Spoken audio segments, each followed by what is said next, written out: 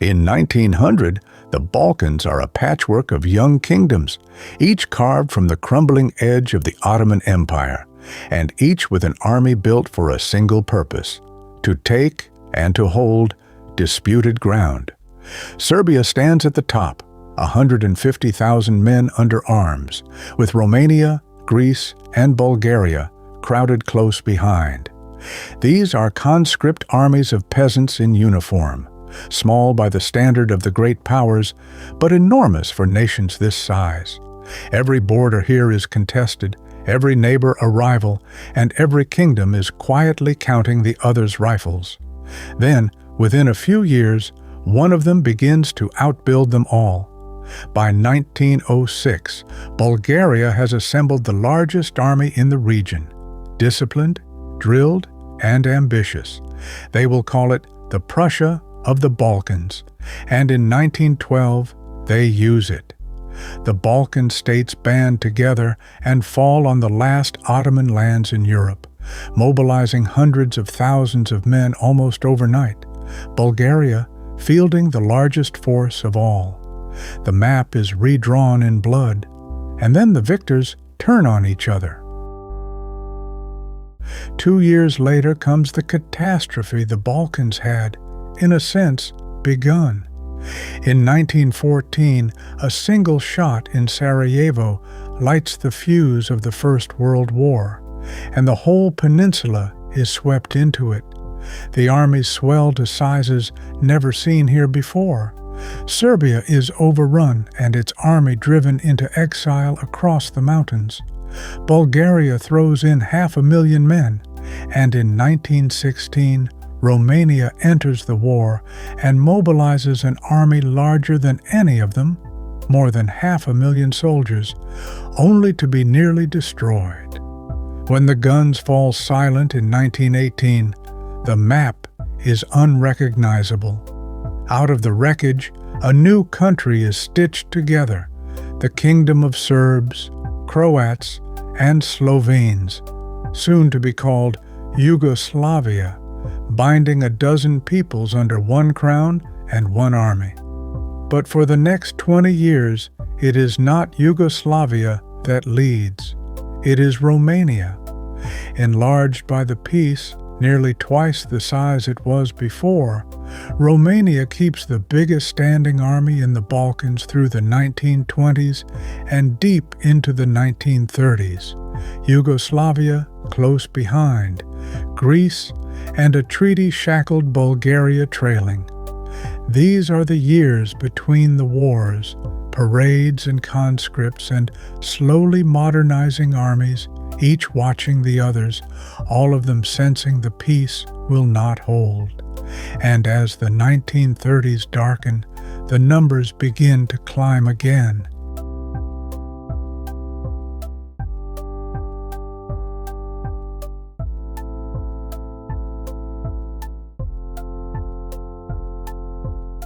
In 1941, the storm breaks.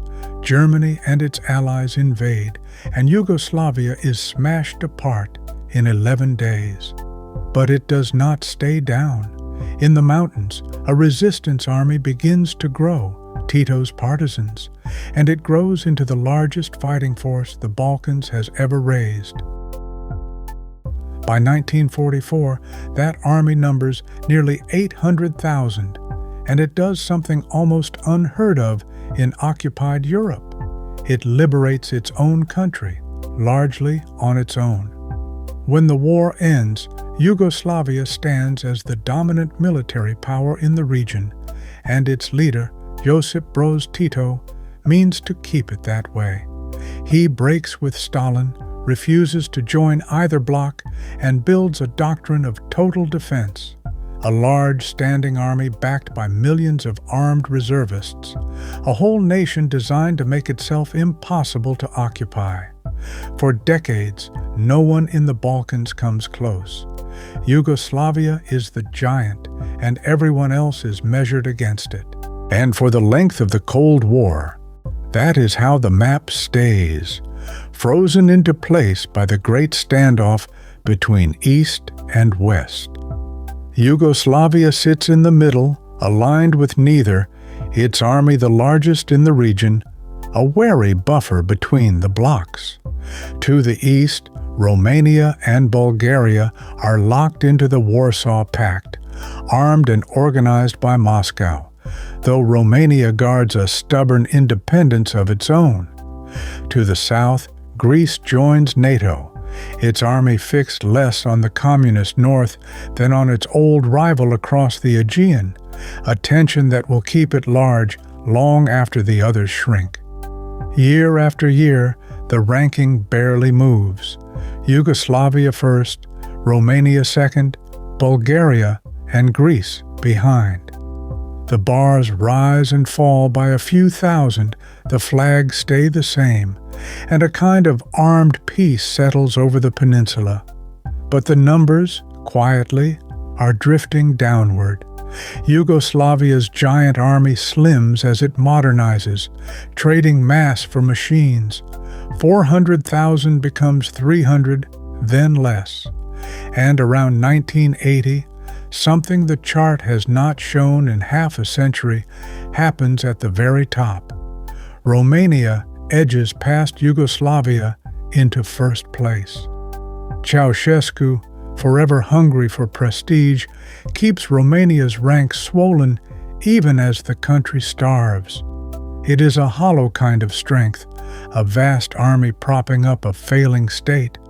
But on paper, through the 1980s, Romania is once again number one, and Yugoslavia has slipped to second in its own backyard.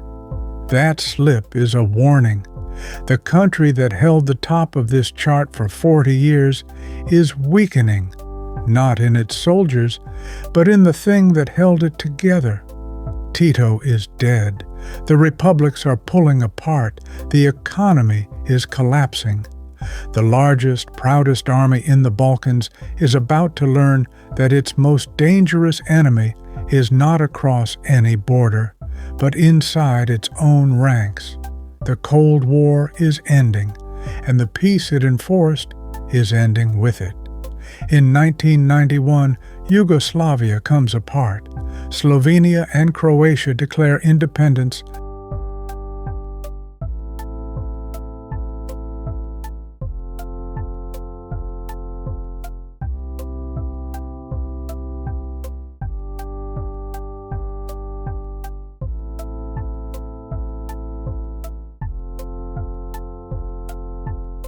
Then Bosnia, then Macedonia, and the Federation dissolves into a decade of war. Suddenly the chart fills with new flags, small nations arming overnight, old comrades turned enemies. In the thick of it, Bosnia, fighting for its very survival, briefly mobilizes the largest force on the board. The Balkans are once again a land of siege lines and shelled cities, and the vast army that had once bound them together is now firing on itself. The last act comes in 1999 in Kosovo. NATO warplanes bomb what remains of Yugoslavia, and the final Yugoslav war burns itself out. When the smoke clears, the fighting is over at last, and the war-swollen armies begin to melt away. By 2004, the direction has reversed entirely. One by one, the Balkan states turn west. Into NATO, into the European Union. Slovenia, Bulgaria, and Romania join first, then Croatia and Albania, then Montenegro, then North Macedonia, and joining changes what an army is even for. The huge conscript formations of the 20th century are dismantled, the draft abolished country by country, the millions of reservists sent home. What remains are small professional forces, a few thousand soldiers each, trained to a common standard, built to serve alongside allies rather than hold a border alone. Montenegro splits away in 2006, Kosovo in 2008, and the last new flags take their places at the bottom of the chart each with an army that could fit inside a single stadium. By 2026, the peninsula that once mobilized millions fields almost none. Greece stands at the top now, 130,000, kept large by an old rivalry that never healed, with Romania a distant second, and everyone else a scattering of small professional armies under 15,000.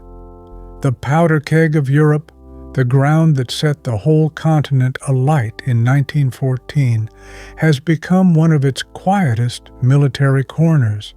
A century of vast conscript armies, redrawn borders, and shattered federations, measured, in the end, by the only number that ever mattered on the ground: how many soldiers a nation could actually put under arms.